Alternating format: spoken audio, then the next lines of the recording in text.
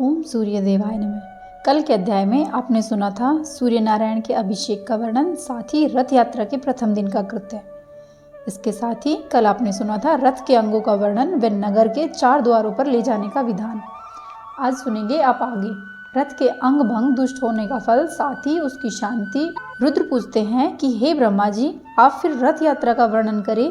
इसके सुनने से हमको परम आनंद प्राप्त होता है। रथ अपने स्थान पर किस प्रकार चले और रथ के साथ कौन कौन चले, यह आप कृपया करके हमें बताइए। यह सुनकर ब्रह्मा जी कहने लगे कि हे रुद्र, रथ को धीरे धीरे सम मार्ग में चलावे, जिससे रथ को धक्का न लगे। पहले मार्ग शुद्धि के लिए प्रतिहार और दंडनायक उस मार्ग में जाए, उसके पीछे सूर्य नारायण का रथ और उनके भी पीछे पिंगल, माठर, दंड, लेखक आदि सूर्य भगवान के गणों के साथ चले। रथ को इस तरह से ले जाए कि इसका कोई भी अंग भंग नहीं होना चाहिए। ईशादन टूटे तो ब्राह्मणों को भय होता है, यदि अक्ष टूटता है तो क्षत्रियों को भय होता है, यदि तुला भंग होता है तो वैश्यों को, और शमी के टूट जाने से शूद्रों को भय होता है। युग के भंग होने से अनावृष्टि होती है, साथ ही पीठ के भंग होने से प्रजा को भय रहता है। चक्र टूटने से परचक्र अर्थात शत्रु की सेना का आगमन होता है। ध्वजा के गिरने से राजा का भंग और प्रतिमा खंडित हो जाने से राजा की मृत्यु होती है। छत्र टूटे तो युवराज को भय हो, और इनमें से कोई भी उत्पात हो तो शांति करावे और ब्राह्मणों को दान दे, भोजन करावे और रथ के ईशान कोण में वेदी अथवा हवन कुंड बनाकर घृत और समिधाओं से देवता और ग्रहों को प्रसन्न करने के लिए हवन करे। पितरों से हवन कर अपनी जन्म राशि के दुष्ट स्थान में स्थित ग्रहों की प्रीति के लिए समिधा से होम करे।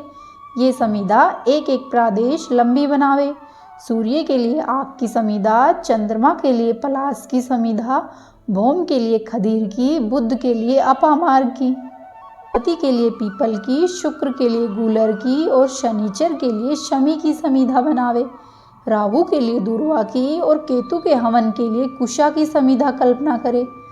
उत्तम गो, शंख, लाल रंग का बैल, स्वर्ण वस्त्र, श्वेत घोड़ा, काली गाय, लोहे का पात्र, ये क्रम से नवग्रहों की दक्षिणाएं हैं।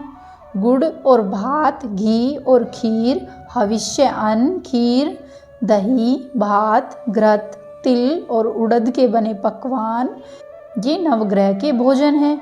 जिस प्रकार शरीर में कवच पहन लेने से बाण नहीं लगते, इसी प्रकार ग्रह शांति कराने से किसी का भी अपघात नहीं होता। अहिंसक, जितेंद्रिय, नियम में स्थित और न्याय से धन संप्रदान करने वाले पुरुष के ऊपर ग्रह सदा ही अनुग्रहित रहते हैं। यश, धन, संतान और सर्वोपद्रव शांति के लिए सदा ग्रहों का पूजन करना चाहिए। संतानहीन कन्या, संतान वाली मत्रवत्सा और खोटी संतान वाली स्त्री संतान दोष से निवृत्त पाने के लिए हवन करना चाहिए। जिसका राज्य नष्ट हो गया हो, वह राज्य के लिए, रोगी पुरुष रोग शांति के लिए अवश्य ही ग्रह शांति करावे। स्फटिक, ताम्र, चंदन, स्वर्ण, चांदी, लोहे और शीशे की नवग्रहों की प्रतिमा बनावे अथवा इनके चित्र ही रख ले, और जिस ग्रह का जो रंग हो उसी रंग के पुष्प, वस्त्र, चंदन इत्यादि प्रदान करे और गूगल की धूप से सबको अर्पण करे। आकृष्ण, रज्जा इत्यादि मंत्रों से एक एक ग्रह के नाम से समिधा, घृत, शहद और दही से 28-28 आहुति देवे और ब्राह्मणों को भोजन कराकर यथाशक्ति दक्षिणा देवे। मनुष्यों का उदय और संपत्ति का नाश ग्रहों के अधीन है, इसीलिए ग्रह शांति अवश्य ही करानी चाहिए। जो ग्रहों का पूजन करता है उसको ग्रह सब प्रकार से सुख देते हैं, और जो इनका अपमान करता है उसको अनेक प्रकार के दुख प्राप्त होते हैं। यज्ञ करने वाले सत्यवादी जप, होम, उपवास आदि में तत्पर और धर्मात्मा मनुष्यों को ग्रह पीड़ा नहीं होती। इस प्रकार शांति कर फिर रथ को चलावे और बाकी के मार्ग में घूमकर अपने स्थान में पहुँचावे, और वहाँ पहुँचकर रथ में स्थित देवताओं का पूजन करे। उत्पात होने पर ग्रहों की भांति रथ में स्थित सब देवताओं का भी पूजन करे, तब सब प्रकार की शांति होती है। ब्रह्मा जी कहते हैं कि हे रुद्र, जिन जिन देवताओं को जो जो नैवेद्य अर्पित करना चाहिए, अब हम उनका वर्णन करते हैं। खीर और यवागु ब्रह्मा जी को, कार्तिकेय को फल, यमराज को मद और मांस, इंद्र को अनेक प्रकार के भक्ष्य भोज्य अग्नि को हविष्य अन्न, विष्णु को उत्तम अन्न, राक्षसों को मद, मांस और भात, रेवत को मांस व भात, प्रेतराज को तिल और भात अर्पित करें।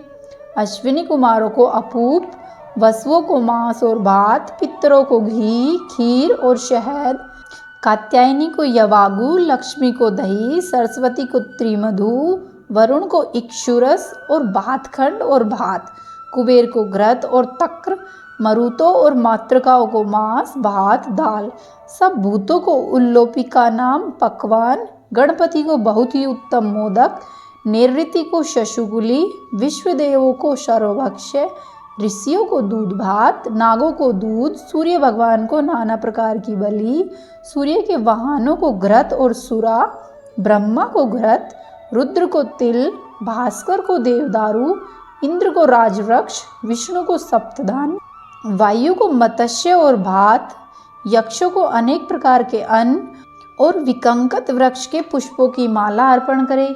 यम को कर्णिकार पुष्प, अश्विनी कुमारों और लक्ष्मी को कमल के पुष्प, चंडिका को चंदन, सरस्वती को मक्खन, विंता को विष, अप्सराओं को चमेली के पुष्प, वरुण को अग्निमंत वृक्ष के फूल अर्पित करें। नैऋति को फल और मूल अर्पित करें। कुबेर को बेल के फल, मरुतों को केत के फल और गंधर्वों को सुगंधित द्रव्य अर्पित करें। वसुओं को कर्पूर, गणाधिप को देवदारू, भूतों को बहेड़े, पितरों को पिंडमूल, गायों को यव, मातृकाओं को अक्षत और विघ्नपति को गुगल अर्पित करें। ऋषियों को पलाश के पुष्प, विश्वदेवों को मोदक, नागों को विष और सूर्य नारायण को सब प्रकार के पुष्प अर्पित करें। धूप और नैवेद्य भी अर्पित करें। इस प्रकार प्रातःकाल और सायंकाल के समय शांति के लिए ब्राह्मणों को तिल देवे अथवा तिल का हवन करें और सब देवताओं को देवदारू की धूप देवे। कश्यप के अंग से तिल उत्पन्न हुए हैं, इसीलिए तिल परम पवित्र और देवताओं तथा पितरों के प्रिय हैं। तिलों से स्नान करे और तिलों का दान करे, हवन और भोजन करे तो यह बहुत ही उत्तम होता है। इस प्रकार ग्रह और देवताओं का पूजन कर सूर्य भगवान की आरती करें। फिर दोनों पत्नियों सहित सूर्य नारायण की वेदी के ऊपर स्थापित कर 10 दिन तक पूजा करें। इस 10 शिखा पूजा से बहुत फल होता है।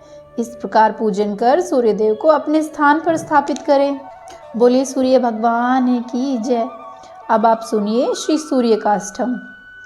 आदिदेव नमस्तुभ्यं प्रसिद्धमं भास्करं, दिवाकर नमस्तुभ्यं प्रभाकर नमोस्तुते, सप्ताश्वरथमारूढ़ प्रचंडं कश्यपात्मजं, श्वेतपद्मधरं देवं तं सूर्यं प्रणमाम्यहम्।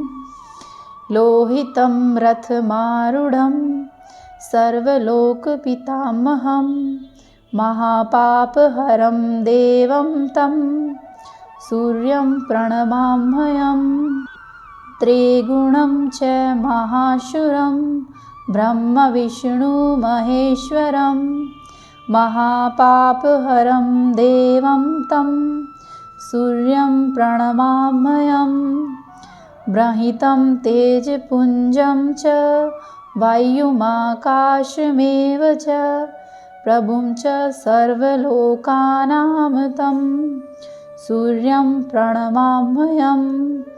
बन्दुकपुष्पसङ्काशं हारकुण्डलभूषितम्, एकचक्रधरं देवं तं सूर्यं प्रणमाम्यहम्।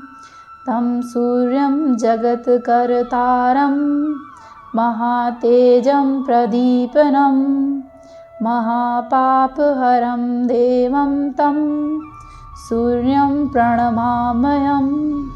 तं सूर्यं जगतां नाथं ज्ञानविज्ञानमोक्षदं, महापापहरं देवं तं सूर्यं प्रणमाम्यहम्। बोलिए सूर्य भगवान की जय। उम्मीद है आपको आज का अध्याय पसंद आया होगा। यदि अच्छा लगा तो वीडियो को लाइक कीजिए, चैनल को सब्सक्राइब करें और वीडियो को अवश्य ही शेयर करें।